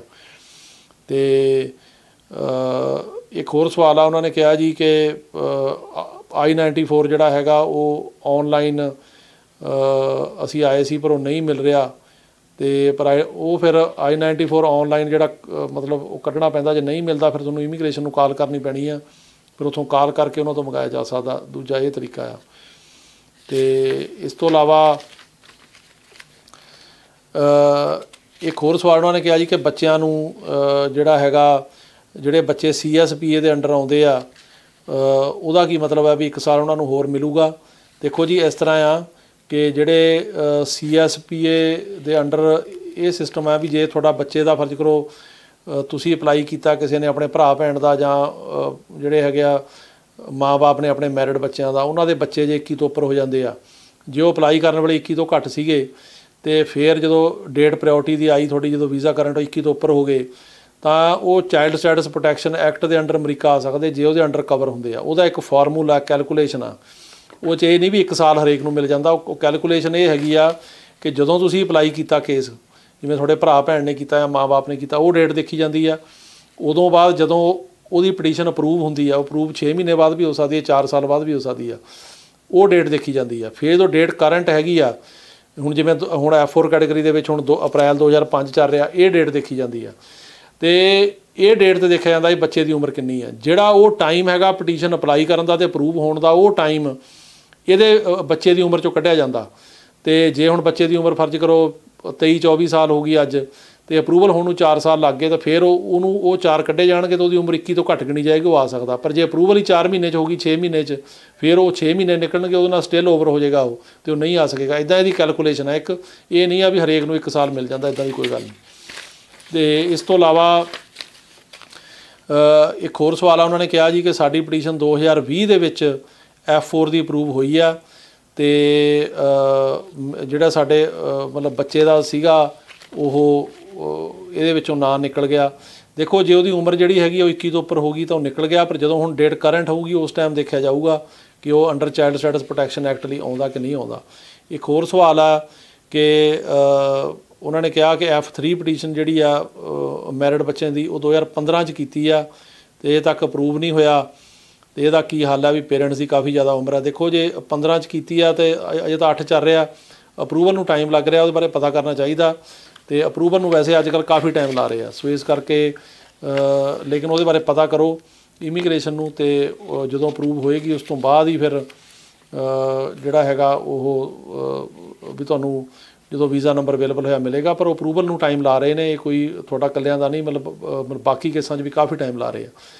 ਅਤੇ ਇੱਕ ਹੋਰ ਸਵਾਲ ਉਹਨਾਂ ਨੇ ਕਿਹਾ ਜੀ ਸਰ ਸਾਡੇ ਪੇਪਰ 2013 ਜੁਲਾਈ ਦੇ ਵਿੱਚ ਮੇਰੀ ਸਿਸਟਰ ਨੇ ਅਪਲਾਈ ਕੀਤੇ ਸੀ, ਕਦੋਂ ਆਉਣਗੇ? ਇਹ ਉਹੀ F4 ਕੈਟੇਗਰੀ ਆ ਭਰਾ ਭੈਣ ਵਾਲੀ, ਜੇ 13 'ਚ ਅਪਲਾਈ ਕੀਤਾ, ਹੁਣ 2005 ਚੱਲ ਰਿਹਾ, ਅਤੇ ਹੁਣ ਦੇਖੋ ਇਹ ਹੈਗਾ April 2005, ਸੋ ਇੱਥੋਂ ਤੁਸੀਂ ਲਾ ਲਓ 13 ਨੂੰ ਅਜੇ ਬਹੁਤ ਸਾਲ ਪਏ ਆ, ਅਤੇ ਅਜੇ ਤਕਰੀਬਨ 8 ਸਾਲ ਹੋਰ ਲੱਗਣੇ ਚਾਹੀਦੇ ਆ ਜੇ ਜ਼ਿਆਦਾ ਫਾਸਟ ਨਾ ਹੋਇਆ। ਅਤੇ ਇੱਕ ਹੋਰ ਸਵਾਲ ਉਹਨਾਂ ਨੇ ਕਿਹਾ ਸਰ ਮੇਰਾ ਜਿਹੜਾ ਵਰਕ ਪਰਮਿਟ ਦੀ ਅਪਰੂਵਲ ਆ ਗਈ ਆ ਪਰ ਅਜੇ ਤੱਕ ਕਾਰਡ ਨਹੀਂ ਆਇਆ। ਦੇਖੋ ਅਪਰੂਵਲ ਤੋਂ ਬਾਅਦ ਕਾਰਡ ਆ ਜਾਂਦਾ, ਉਹਨੂੰ ਟਾਈਮ ਲੱਗਦਾ ਤਕਰੀਬਨ, ਕਈ ਵਾਰ ਤਾਂ ਹਫ਼ਤੇ 10 ਦਿਨ 'ਚ ਆ ਜਾਂਦਾ, ਕਈ ਵਾਰੀ 2-3 ਵੀਕ ਵੀ ਲੱਗ ਜਾਂਦੇ ਆ। ਪਰ ਕਈ ਵਾਰੀ ਐਡਰੈਸ ਜੇ ਨਾ ਠੀਕ ਹੋਵੇ ਤਾਂ ਹੋ ਸਕਦਾ ਵੀ ਉਹ ਕਾਰਡ ਜਿਹੜਾ ਉੱਥੇ ਡਿਲੀਵਰ ਨਾ ਹੋਵੇ, ਇਹ ਵੀ ਪਤਾ ਕਰਨਾ ਚਾਹੀਦਾ। ਸੋ ਇਹਦੇ ਬਾਰੇ ਤੁਹਾਨੂੰ ਪਤਾ ਕਰਨਾ ਚਾਹੀਦਾ। ਅਤੇ ਇੱਕ ਹੋਰ ਸਵਾਲ ਆ, ਉਹਨਾਂ ਨੇ ਕਿਹਾ ਜੀ ਕਿ ਮੇਰੇ ਤਾਇਆ ਜੀ ਸਾਡੇ ਪੇਪਰ ਔਨਲਾਈਨ ਫਿਲ ਕੀਤੇ ਸੀ, ਕੋਈ ਇਸ਼ੂ ਤਾਂ ਨਹੀਂ? 2006 ਦਾ ਨਹੀਂ, ਉਹਦਾ ਇਸ਼ੂ ਕੋਈ ਨਹੀਂ ਗਾ, ਪਰ ਇਹ ਆ ਵੀ ਅਪਰੂਵਲ ਆਉਣੀ ਚਾਹੀਦੀ ਆ। ਜੇ ਉਹਨਾਂ ਨੇ 2006 'ਚ ਕੀਤੇ, ਉਹਦੀ ਅਪਰੂਵਲ ਆਈ ਆ ਤਾਂ ਹੁਣ NVC ਤੋਂ ਜਿਹੜਾ ਹੈਗਾ ਉਹ ਪੇਪਰ ਵਰਕ ਉਹਨਾਂ ਨੂੰ ਆਊਗਾ, ਉਹਦੇ ਨਾਲ ਸੰਪਰਕ ਰੱਖਣ। ਅਤੇ ਔਨਲਾਈਨ ਭਰਨ ਦੀ ਕੋਈ ਪ੍ਰੋਬਲਮ ਨਹੀਂ, ਜੇ ਉਹਨਾਂ ਨੂੰ ਰਸੀਦ ਆਈ ਆ ਤਾਂ ਉਹਦੀ ਅਪਰੂਵਲ ਆਈ ਆ। ਇੱਕ ਹੋਰ ਸਵਾਲ ਉਹਨਾਂ ਨੇ ਕਿਹਾ ਜੀ F4 ਕਰਕੇ 2009 'ਚ ਅਪਲਾਈ ਕੀਤੀ ਆ, ਅਤੇ ਉਹਦੇ ਵਾਸਤੇ ਮੇਰੀ ਕਿੰਨੀ ਇਨਕਮ ਚਾਹੀਦੀ ਆ? ਦੇਖੋ 9 'ਚ ਕੀਤੀ ਇਹ ਤਾਂ ਵਾਰੀ ਨਹੀਂ ਆਈ, ਵਾਰੀ ਤੁਹਾਡੀ ਜਿਹੜੀ F4 ਦਾ 2005 ਚੱਲ ਰਿਹਾ ਜੇ, ਪਰ ਫਿਰ ਵੀ ਤੁਹਾਡੀ ਜਿਹੜੀ ਇਨਕਮ ਹੈ ਉਹ ਪਾਵਰਟੀ ਲਾਈਨ ਤੋਂ 125% ਉੱਪਰ ਹੋਣੀ ਚਾਹੀਦੀ ਆ। ਅਤੇ ਉਹ ਫਿਰ ਇੱਕ ਮਤਲਬ ਕੈਲਕੂਲੇਸ਼ਨ ਹੁੰਦੀ ਆ ਵੀ ਜੇ ਜਿਹੜਾ ਤੁਹਾਡੇ 'ਤੇ ਡਿਪੈਂਡੈਂਟ ਕਿੰਨੇ ਨੇ, ਹੁਣ ਜੇ ਤੁਹਾਡੇ ਤੇ 1 ਹੀ ਡਿਪੈਂਡੈਂਟ ਆ ਤਾਂ ਆਉਣ ਵਾਲੇ ਵੀ ਜਿਵੇਂ 2-3 ਬੰਦੇ ਆ ਫਿਰ ਇਨਕਮ ਹੋਰ ਆ, ਪਰ ਜੇ ਤੁਹਾਡੇ ਤੇ ਹੀ 4 ਡਿਪੈਂਡੈਂਟ ਨੇ ਤਾਂ ਆਉਣ ਵਾਲੇ ਵੀ 4 ਆ, ਫਿਰ ਤੁਹਾਡੀ ਇਨਕਮ ਜ਼ਿਆਦਾ ਚਾਹੀਦੀ ਆ। ਉਹ ਪਾਵਰਟੀ ਲਾਈਨ ਤੋਂ 125% ਤੋਂ ਉੱਪਰ ਚਾਹੀਦੀ ਹੈ, ਇਹ ਆ। ਅਤੇ ਇਸ ਤੋਂ ਇਲਾਵਾ ਹੋਰ ਸਵਾਲ ਉਹਨਾਂ ਨੇ ਕਿਹਾ ਜੀ ਅਸੈਲਮ ਅਪਲਾਈ ਕੀਤਾ ਅਤੇ ਬੱਚਿਆਂ ਦੀ ਉਮਰ 7-8 ਸਾਲ ਆ ਅਤੇ ਉਹ ਐਲੀਮੈਂਟਰੀ ਸਕੂਲ 'ਚ ਪੜ੍ਹ ਰਹੇ ਆ, ਉਹ ਗ੍ਰੀਨ ਕਾਰਡ 'ਤੇ ਜਿਹੜਾ ਸਿਟੀਜ਼ਨਸ਼ਿਪ ਲੈਣ ਲਈ ਨਵੇਂ ਲਾਅ ਥੱਲੇ ਅਪਲਾਈ ਐਲੀਜੀਬਲ ਹੋਣਗੇ। ਦੇਖੋ ਜਿਹੜਾ ਨਵਾਂ ਹੁਣ ਬਿੱਲ ਹਾਊਸ ਨੇ ਪਾਸ ਕੀਤਾ ਬੱਚਿਆਂ ਵਾਲਾ, ਤੁਸੀਂ ਉਹਦੇ ਬਾਰੇ ਗੱਲ ਕਰ ਰਹੇ ਹੋ, ਉਹ ਹੁਣ ਹਾਊਸ ਤੋਂ ਸੈਨੇਟ 'ਚ ਗਿਆ। ਇਹਦੇ 'ਚ ਐਲੀਜੀਬਿਲਟੀ ਜਿਹੜੀ ਆ ਉਹ ਇਹ ਆ ਵੀ 21 ਤੋਂ ਪਹਿਲਾਂ ਬੱਚਾ ਇੱਥੇ ਆਇਆ ਹੋਵੇ, 2 ਸਾਲ ਘੱਟੋ ਘੱਟ ਸਕੂਲ ਗਿਆ ਹੋਵੇ। ਸੋ ਉਹ ਦੇਖਣ ਵਾਲੀ ਗੱਲ ਹੈ, ਜੇ 2 ਸਾਲ ਤੋਂ ਵੱਧ ਉਹ ਸਕੂਲ ਗਏ ਆ ਫਿਰ ਐਲੀਜੀਬਲ ਬਣਦੇ ਆ। ਬਾਕੀ ਇਹ ਦੇਖਣਾ ਵੀ ਸੈਨੇਟ ਨੇ ਕੀ ਇਹਦੇ 'ਚ ਕਰਨਾ। ਜੇ ਸੈਨੇਟ ਨੇ ਕੋਈ ਆਪਣੀਆਂ ਰਿਸਟ੍ਰਿਕਸ਼ਨਾਂ ਲਾਈਆਂ ਤਾਂ ਫਿਰ ਦੇਖਣ ਵਾਲੀ ਗੱਲ ਹੋਏਗੀ। ਜਿੰਨੀ ਦੇਰ ਤੱਕ ਸੈਨੇਟ ਇਹਨੂੰ ਪਾਸ ਨਹੀਂ ਕਰਦੀ ਉਨੀ ਦੇਰ ਤੱਕ ਇਹਦੇ ਬਾਰੇ ਕੋਈ ਆਪਾਂ ਜਿਹੜਾ ਹੈਗਾ ਉਹ ਯਕੀਨ ਨਾਲ ਨਹੀਂ ਕਹਿ ਸਕਦੇ ਵੀ ਕੌਣ ਕਵਰ ਹੋਏਗਾ ਕੌਣ ਨਹੀਂ। ਪਰ ਫਿਲਹਾਲ ਜਿਹੜੇ ਬੰਦੇ ਇਸ ਲਾਅ ਥੱਲੇ ਕਵਰ ਜਿਹੜਾ ਪਾਸ ਹੋਇਆ ਉਹ 'ਚ ਕਵਰ ਹੋ ਰਹੇ ਨੇ ਉਹੀ ਨੇ ਜਿਨ੍ਹਾਂ ਦਾ ਕਿ 21 ਤੋਂ ਪਹਿਲਾਂ ਆਏ ਆ, ਜਨਵਰੀ 2021 ਤੋਂ ਪਹਿਲਾਂ, ਅਤੇ 2 ਸਾਲ ਉਹ ਘੱਟੋ ਘੱਟ ਸਕੂਲ ਗਏ ਆ, ਉਹ ਕਵਰ ਹੁੰਦੇ ਆ। ਅਤੇ ਇਹਦੇ ਨਾਲ ਹੀ ਇੱਕ ਹੋਰ ਸਵਾਲ ਆ, ਉਹਨਾਂ ਨੇ ਕਿਹਾ ਜੀ ਕਿ ਮੇਰੀ ਬੇਟੀ ਦੀ ਮੈਰਿਜ ਹੋਏਗੀ ਕਿ ਉਹ ਨਾਲ ਜਾ ਸਕਦੀ ਆ। ਦੇਖੋ ਜੇ ਤੁਹਾਡਾ ਅਪਲਾਈ ਕਿਸੇ ਨੇ ਕੀਤਾ ਤਾਂ ਉਹ ਇਹ ਜ਼ਰੂਰੀ ਆ ਵੀ ਬੇਟੀ ਅਨਮੈਰਿਡ ਹੋਣੀ ਚਾਹੀਦੀ ਆ। ਭਰਾ ਭੈਣ ਦੀ ਕੈਟੇਗਰੀ ਦੇ ਵਿੱਚ ਵੀ ਬੱਚੇ ਤਾਂ ਆਉਂਦੇ ਨੇ ਅਨਮੈਰਿਡ ਨੇ, ਜੇ ਮਾਂ ਬਾਪ ਨੇ ਅਪਲਾਈ ਕੀਤਾ ਤਾਂ ਉਸ ਕੈਟੇਗਰੀ ਦੇ ਵਿੱਚ ਵੀ ਬੱਚੇ ਜਿਹੜੇ ਨੇ ਉਹ ਅਨਮੈਰਿਡ ਹੋਣੇ ਚਾਹੀਦੇ ਆ। ਪਰ ਜੇ ਤੁਹਾਡੀ ਬੇਟੀ ਦੇ ਭਰਾ ਨੇ ਅਪਲਾਈ ਕੀਤਾ, ਵੀ ਤੁਹਾਡੇ ਬੇਟੇ ਨੇ ਬੇਟੀ ਲਈ ਕੀਤਾ, ਫਿਰ ਉਹ ਮੈਰਿਡ ਹੋ ਕੇ ਜਾ ਸਕਦੀ ਆ। ਪਰ ਜੇ ਤੁਹਾਡੇ ਲਈ ਕਿਸੇ ਨੇ ਅਪਲਾਈ ਕੀਤਾ ਤਾਂ ਤੁਹਾਡੀ ਜਿਹੜੀ ਬੇਟੀ ਆ ਉਹ ਅਨਮੈਰਿਡ ਹੀ ਹੋਣੀ ਚਾਹੀਦੀ, ਉਹ ਮੈਰਿਡ ਹੋ ਕੇ ਇਹਦੇ ਵਿੱਚ ਨਹੀਂ ਆ ਸਕਦੀ। ਅਤੇ ਇੱਕ ਹੋਰ ਸਵਾਲ ਹੈ, ਅਤੇ ਜਿਹੜਾ ਅੱਜ ਦਾ ਆਪਣਾ ਆਖਰੀ ਸਵਾਲ ਹੈ ਉਹ ਇਹ ਹੈ ਕਿ ਉਹ ਕਹਿ ਰਹੇ ਨੇ ਕਿ ਮੈਰਿਡ ਬੱਚਿਆਂ ਦਾ ਫਰਵਰੀ 2011 ਦੇ ਵਿੱਚ ਅਪਲਾਈ ਕੀਤਾ ਆ ਤਾਂ ਕਿੰਨਾ ਟਾਈਮ ਲੱਗੇਗਾ। ਇਹ F3 ਕੈਟੇਗਰੀ ਬਾਰੇ ਗੱਲ ਕਰ ਰਹੇ ਆ। ਇਹਦੇ 'ਚ ਅਜੇ ਆਪਾਂ ਦੱਸ ਕੇ ਹਟੇ ਹਾਂ ਕਿ 2008 ਚੱਲ ਰਿਹਾ, ਜੇ 11 'ਚ ਅਪਲਾਈ ਕੀਤਾ, ਜੇ 3 ਸਾਲ ਘੱਟੋ ਘੱਟ ਹੋਰ ਲੱਗਣਗੇ। ਸੋ ਇਹ ਸੀ ਤੁਹਾਡੇ ਸਵਾਲ ਜਿਨ੍ਹਾਂ ਦੇ ਕਿ ਮੈਂ ਜਵਾਬ ਦੇਣ ਦੀ ਕੋਸ਼ਿਸ਼ ਕੀਤੀ ਆ। ਅਤੇ ਗਾਂਹ ਤੋਂ ਵੀ ਜੇ ਕਿਸੇ ਨੇ ਕੋਈ ਵੀ ਸਵਾਲ ਪੁੱਛਣਾ ਤੁਸੀਂ ਵੀਡੀਓ ਥੱਲੇ ਲਿਖ ਕੇ ਜਿਹੜੇ ਹੈਗੇ ਸਵਾਲ ਭੇਜੋ, ਮੈਂ ਉਹਦੇ ਜਵਾਬ ਦਿਆਂਗਾ। ਅਤੇ ਇਸ ਦੇ ਨਾਲ ਹੀ ਹੁਣ ਸਮਾਂ ਹੋ ਗਿਆ ਆਪ ਤੋਂ ਆਗਿਆ ਲੈਣ ਦਾ। ਅਤੇ ਇਹਨਾਂ ਸ਼ਬਦਾਂ ਦੇ ਨਾਲ ਹੀ ਆਪ ਸਾਰਿਆਂ ਦਾ ਬਹੁਤ ਬਹੁਤ ਧੰਨਵਾਦ। ਅਤੇ ਮੇਰੇ ਨੰਬਰ ਸਾਰੇ ਜਿਹੜੇ ਥੱਲੇ ਆ ਰਹੇ ਨੇ, ਅਤੇ ਮੇਰਾ ਸੈੱਲ ਹੈਗਾ 9179154142, ਮੇਰਾ ਈਮੇਲ ਹੈ jpsinghattorney@gmail, ਅਤੇ ਤੁਸੀਂ ਮੇਰੇ ਨਾਲ ਸੰਪਰਕ ਕਰ ਸਕਦੇ ਹੋ। ਬਾਕੀ ਮੈਨੂੰ ਤੁਸੀਂ ਆਪਣੇ ਸਵਾਲ ਇਹਦੇ ਥੱਲੇ ਲਿਖ ਕੇ ਭੇਜੋ। ਇਸ ਵੀਡੀਓ ਨੂੰ ਵੱਧ ਤੋਂ ਵੱਧ ਲਾਈਕ ਕਰੋ, ਵੱਧ ਤੋਂ ਵੱਧ ਸ਼ੇਅਰ ਕਰੋ ਅਤੇ ਸਬਸਕ੍ਰਾਈਬ ਕਰੋ, ਅਤੇ ਉਹਦੇ ਨਾਲ ਹੋਰ ਲੋਕਾਂ ਨੂੰ ਵੀ ਇਹਦਾ ਫਾਇਦਾ ਹੋਏਗਾ। ਅਤੇ ਇਹਨਾਂ ਸ਼ਬਦਾਂ ਦੇ ਨਾਲ ਤੁਹਾਡਾ ਸਾਰਿਆਂ ਦਾ ਬਹੁਤ ਬਹੁਤ ਧੰਨਵਾਦ। ਸਤਿ ਸ਼੍ਰੀ ਅਕਾਲ।